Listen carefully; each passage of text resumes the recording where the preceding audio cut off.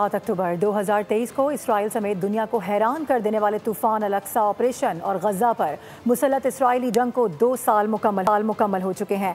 Israeli नस्लकुशी में अब तक 67,000 से ज़ायद फ़लस्तीनियों को शहीद किया जा चुका है, जबकि 1,70,000 के करीब ज़ख्मी हुए हैं। इसराइली नाकाबंदी से 20 लाख अफराद फाका कशी पर मजबूर हैं। इसराइल के वहशियाना हमलों में गजा खंडर बन चुका है। अस्पताल, मसाजिद, गिरजाघर, स्कूल्स, कॉलेजेस और तालीमी इदारों समेत कुछ भी सलामत नहीं रहा।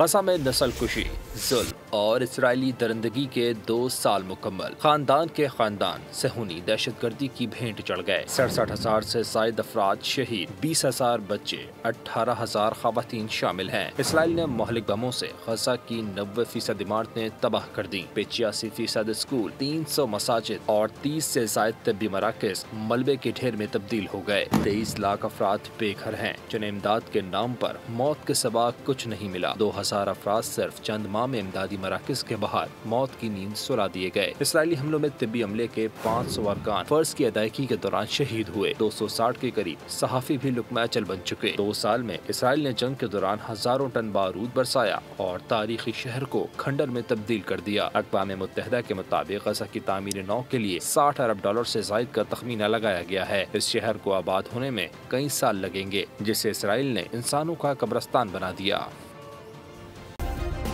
सब्सक्राइब करें और बेल दबाएं ताकि कोई खबर रह न जाए।